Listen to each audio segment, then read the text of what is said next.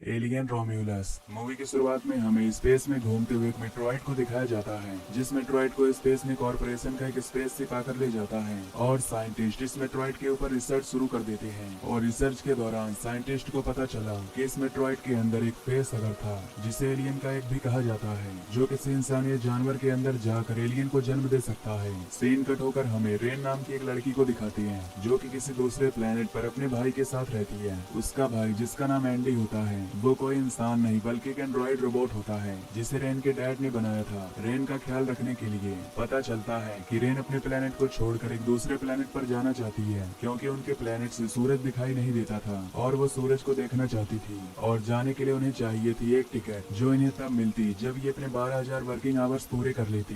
Rain Andy के साथ मिलकर अपने वर्किंग आवर्स पूरे कर लेती है और जब टिकट लेने के लिए जाती है तो उसे पता चलता है कि अब रूल्स चेंज हो चुके हैं। पहले जो टिकट 12,000 घंटे काम करने के बाद मिलता था, अब वो टिकट 24,000 घंटे काम करने के बाद मिलना था। रेन ये सुनकर दुखी हो जाती है, क्योंकि वो हर हाल में दूसरे प्लेनेट पर जाना चाहती थी। फिर वो अपनी दोस्त के घर जाती है, जहाँ उसका दोस्त, जिसका नाम टाइलर है, वो उसे बताता है कि उसने स्पेस में एक टूटे हुए स्पेस शिप को देखा है, जिस स्पेस शिप के अंदर बहुत सारे ड्राई पोर्ट चैम्बर हैं, जिनके जरिए वो बहुत ही आसानी से किसी दूसरे प्लेनेट पर जा सकते हैं। इस तरह दूसरे प्लेनेट पर जाने के लिए उन्हें किसी टिकट की भी जरूरत नहीं पड़ेगी। लेकिन एक प्रॉब्लम है, इन सारे चैम्बर्स को खोलने के लिए उन्हें एक रोबोट की जरूरत थी। ये सब लोग मिलकर रेन से रिक्वेस्ट करते हैं कि अगर तुम हमारी मदद करो तो हम सब यहाँ से निकल सकते हैं, बस हमें तुम्हारे रोबोट एंडी की जरूरत है। मैं वादा करता हूँ कि उसे कोई नुकसान नहीं होगा। अब क्योंकि रेन भी जानती थी कि इस प्लेनेट को छोड़ने का इससे अच्छा कोई और रास्ता नहीं है, इसलिए वो बाकी सबकी मदद के लिए मान जाती है। तो फिर ये लोग एक प्लान बनाते हैं और अपने स्पेस क्राफ्ट में बैठकर स्पेस की तरफ निकल जाते हैं। स्पेस में जाने के बाद इन्हें पता चलता है कि जिस स्पेस स्टेशन के पीछे ये लोग जा रहे थे, उसके दो पार्ट्स थे। एक का नाम रैमस था और दूसरे का नाम रेम्यूलस। और सबसे बड़ी बात ये थी कि रेम्यूलस अब तबाह होने वाला था, वो भी सिर्फ 37 मिनट के अंदर। ये सुनकर सभी डर जाते हैं, लेकिन टाइलर सबको हौसला देता है और कहता है कि वो लोग सिर्फ 20 मिनट में ही अपना काम खत्म करके वापस आ जाएंगे। ये कहने के बाद टाइलर एंडी और अपने एक और पार्टनर को लेकर रेम्यूलस के अंदर चला जाता है और बाकी इनकी ग्रुप की 3 लड़कियां रैमस में बैठकर उन्हें देख रही थी। एंडी रेम्यूलस के सिस्टम को खोल सकता था। एंडी के रेम्यूलस को खोलने के बाद ये लोग अंदर जाते हैं और ये देखकर वो हैरान थे कि रेम्यूलस का एक हिस्सा ऐसे तबाह हुआ था जैसे वो मेल्ट हो गया हो, और यहाँ पर आधा मेल्ट हुआ रोबोट भी पड़ा था। खैर अब इन सब पर ध्यान देने का वक्त नहीं था। ये लोग आगे जाकर ड्राई पोर्ट्स को ढूंढते हैं, जो इन्हें मिल भी जाते हैं। लेकिन बुरी बात ये थी कि इनके अंदर ज्यादा फ्यूल नहीं था, इसलिए अब लोग स्पेस स्टेशन के अंदर फ्यूल को ढूंढने लगते हैं। सभी ड्राई पोर्ट्स में सिर्फ 3 साल के लिए फ्यूल था और इन्हें दूसरे प्लेनेट पर जाने के लिए 9 साल के लिए फ्यूल चाहिए था। फ्यूल को ढूंढते ढूंढते ये तीनों एक ऐसे चैम्बर में आ जाते हैं जहाँ पर एलियन के एक्स यानी फेस अगर्स को फ्रीज करके रखा गया था। ये फेस अगर्स इंसानों के मुंह के साथ चिपक जाते थे और फिर इंसानों के जैसे एलियंस पैदा होते थे।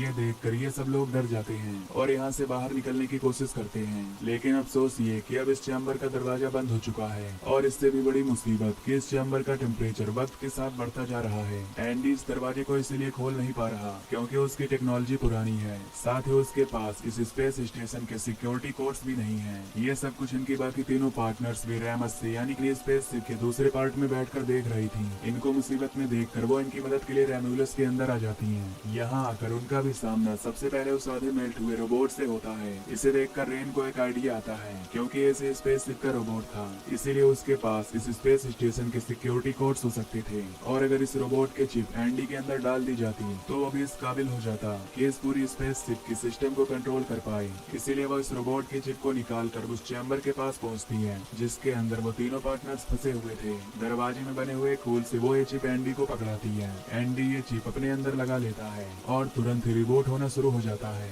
जितनी देर में एंडी का सिस्टम अपडेट हो रहा था, इतनी ही देर में इस चैम्बर का टेम्परेचर इतना ज्यादा बढ़ चुका था कि अब फेस अगर्स भी मेल्ट होने लगे थे, जिन्हें पहले यहाँ पर फ्रीज करके रखा गया था। बर्फ के मेल्ट होते ही फेस अगर्स आजाद हो जाते हैं। सिस्टम अपडेट होते ही एंडी ये चैम्बर खोल लेता है और ये लोग जल्दी से बाहर निकल जाते हैं। और इससे पहले कि ये लोग चैम्बर को दोबारा बंद कर देते, उस चैम्बर में से एक फेस अगर जंप करके इनके एक साथी के ऊपर हमला कर देता है, जिसने पूरी तरह इनके साथी के फेस को कवर कर लिया था। जिससे छुड़वाने के लिए रेन को यहाँ पर एक आइडिया आता है। वो यहाँ एक फ्रीजिंग गन से स्पेस अगर की टेल को फ्रीज कर देती है, जिसके बाद फाइनली ये लोग उसके मुंह से स्पेस अगर को निकालने में कामयाब हो जाते हैं। लेकिन इन्हें ये पता नहीं चलता कि उस फेस अगर ने इस लड़की के मुंह में कुछ इंजेक्ट कर दिया था। अब ये लोग इस मुसीबत से निकले ही थे कि एकदम से स्पेस स्पेस स्टेशन के दोनों हिस्सों के बीच वाला चैम्बर बंद हो जाता है और ऐसे ये लोग दो टीम्स में बंटकर रह जाती हैं। एक टीम में थे रेन, एंडी और टाइलर, जबकि बाकी सब लोग दूसरी टीम में थे। रेन यहाँ नोटिस करती है कि एंडी नई चिप के डालने की वजह से बहुत ज्यादा एडवांस हो चुका है,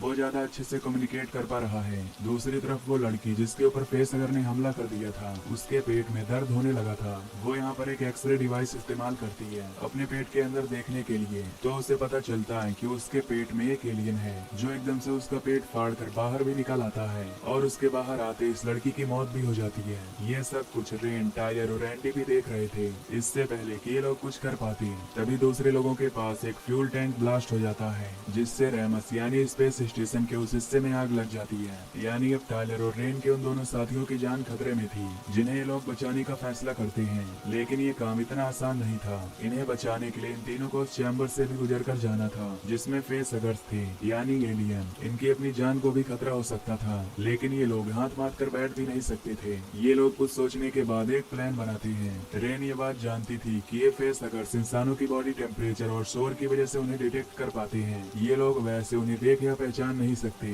तो इसीलिए इन्होंने फैसला किया कि ये लोग चैम्बर का टेम्परेचर इंसानों के टेम्परेचर के बराबर कर देंगे, जिससे इंसानों का अंदर होना इन्हें पता नहीं चलेगा और बिना शोर की ये लोग आगे बढ़ जाएंगे। और इसी प्लान के मुताबिक ये लोग आगे बढ़ने लगते हैं। दूसरी तरफ रेमस में उन दोनों बहन भाइयों को दिखाया जाता है। वो लोग आग से अपनी जान बचाने के लिए आगे बढ़ रहे थे, लेकिन तभी उस लड़की का सामना एक एलियन से हो जाता है। ये वही एलियन था जो मरने वाली लड़की के पेट से निकला था और कुछ ही देर में वो इतना बड़ा हो चुका था। इससे पहले कि वो उस लड़की को डिटेक्ट करके उसे मार देता, एकदम से उस लड़की के पीछे उसका भाई आ जाता है और उसके मुंह पर हाथ रख देता है ताकि लड़की कोई शोर ना करे। और फिर उसका भाई अपने एक वेपन को एलियन के पेट में घुसा देता है। इसका मतलब था कि एलियन अब मर गया, लेकिन हकीकत ये नहीं थी। यहाँ एलियन ने इन्हें मैनिपुलेट करने के लिए सिर्फ मरने की एक्टिंग की थी। वो जिंदा था और अपना बदला लेने के लिए वो उस लड़के के ऊपर अपना बहुत सारा एसिड गिरा देता है, जिससे लड़का अपनी बहन की आंखों के सामने ही जल कर मारा जाता है। ये देखकर वो लड़की बहुत ज्यादा डर जाती है और अपनी जान बचाने के लिए वो चैम्बर की डोर की तरफ भागती है,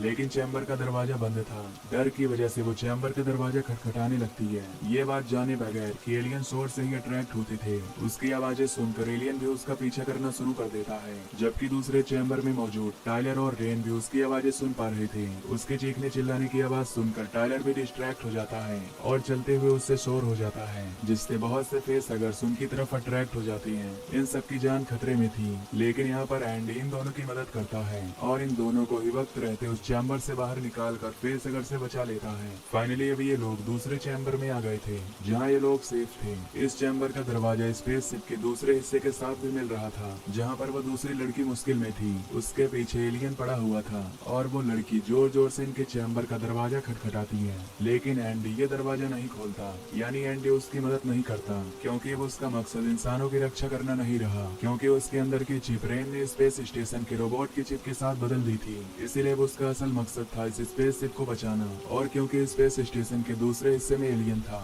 इसीलिए उसने दरवाजा नहीं खोला कि कहीं एलियन स्पेस शिप के हिस्से में भी आकर तबाही न मचा दे। रेन एंडी को कहती रह जाती है कि दरवाजा खोलो, वो खतरे में है, लेकिन एंडी उसकी एक भी नहीं सुनता। और सामने दूसरे चैम्बर के अंदर इनकी आंखों के सामने ही एलियन उस लड़की पर हमला करके उसे मार देता है। उसकी मौत से रेन पागल सी हो जाती है। गुस्से में वो एंडी के मुंह पर थप्पड़ मारती है और कहती है कि तुम पहले जैसे नहीं रहे, तुम बदल गए हो। एंडी ज्यादा रिएक्ट नहीं करता और रेन और दूसरे साथी को लेकर इसे स्पेस स्टेशन में मौजूद एक लैब में आता है, जहाँ साइंटिस्ट ने बहुत सारे एक्सपेरिमेंट करके एक ऐसा लिक्विड बनाया था जिसकी मदद से किसी भी इंसान की किसी भी बीमारी को ठीक किया जा सकता था। यहाँ तक कि वो इंसान जो बिल्कुल मरने के करीब था, उसको भी जिंदगी दी जा सकती थी। रेन यहाँ पर एक वीडियो भी देखती है जिसमें उनके इस लिक्विड का डेमो दिया गया था। एक बीमार माउस यानी चूहे के अंदर जैसे इस लिक्विड को इंजेक्ट किया गया तो एक ही सेकंड में वो दोबारा पहले जैसा ठीक हो गया और चलने लगा। वहाँ लैब में इन्हें कुछ ऐसे वेपन्स भी मिलते हैं जिसके जरिए एलियंस को मारा जा सकता था।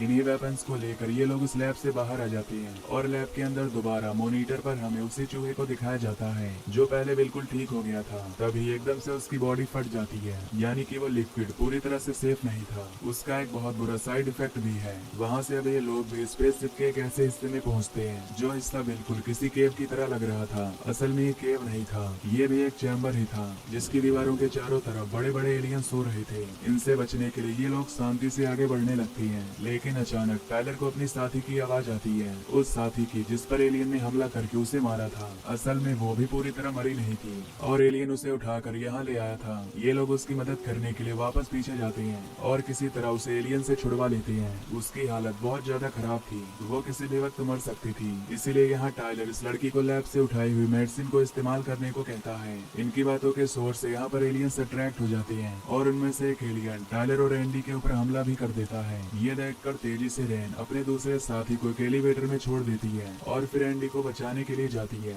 क्योंकि एलियन के हमले की वजह से टाइलर भी मर चुका था। रेन एंडी को पकड़कर उसके सर से वो चिप निकाल देती है जो इस स्पेसशिप के रोबोट की उसने एंडी के अंदर डाली थी। ये चिप निकलते ही एंडी बिल्कुल पहले जैसा हो जाता है। अभी उसने ये किया ही था कि इतने में बहुत से एलियंस उनके ऊपर हमला कर देती हैं। इससे पहले कि इस हमले में रेन या एंडी को नुकसान होता, रेन यहाँ पर अपना दिमाग लगाकर स्पेसशिप की आर्टिफिशियल ग्रेविटी को खत्म कर देती है और ये सब एलियंस हवा में उड़ने लग जाती है। जिसके बाद रेन अपना वेपन उठाती है और एलियंस के ऊपर हमला करना शुरू कर देती है। उसके इस हमले से काफी सारे एलियंस मारे जा चुके थे, लेकिन फिर अचानक से उसके हाथ से उसका वेपन छूट जाता है और ऐसे एक एलियन उसके बहुत पास आ जाता है। वो उसे बिल्कुल मारने ही वाला था, लेकिन वक्त रहते ही एंडी उस एलियन के ऊपर हमला करके उसे मार देता है और रेन को बचाता है। दूसरी तरफ एलिवेटर के अंदर हमें उस लड़की को दिखाया जाता है जिसके ऊपर एलियन ने हमला किया था। उसे बहुत ज्यादा दर्द हो रहा था, इसलिए वो टाइलर का दिया हुआ वो इंजेक्शन जो साइंटिस्ट ने लैब में तैयार किया था वो खुद के अंदर इंजेक्ट कर लेती है।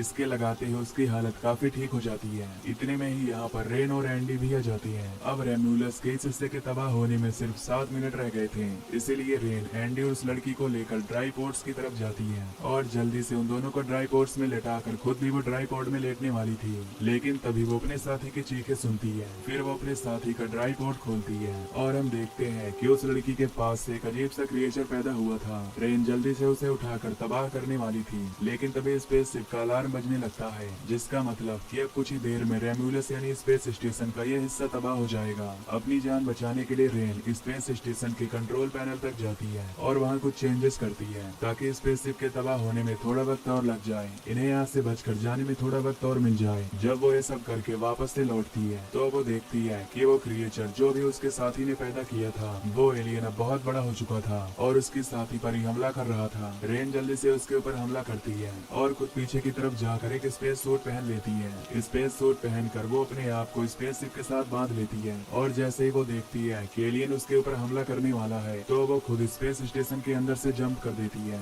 एलियन भी उसके ऊपर हमला करने के लिए स्पेस में जंप करता है तो वह स्पेस में ही फंस जाता है और क्योंकि रेन ने स्पेस सूट पहन रखा था उसकी मदद से वो स्पेस स्टेशन के अंदर वापस आ जाती है, जिसका मतलब कि अब रेन और एंडी ही जिंदा बच पाए थे। एंडी को उसने पहले ही ड्राई पोर्ट में लिटा दिया था और अब वो खुद भी ड्राई पोर्ट में लेट जाती है और फाइनली ये दोनों दूसरे प्लेनेट युआगा के लिए निकल जाती है। तो दोस्तों, अगर आपको ये मूवी की एक्सप्लेनेशन पसंद आई हो तो वीडियो को लाइक और चैनल को सब्सक्राइब कर लीजिए। Till then take care, love you, bye bye.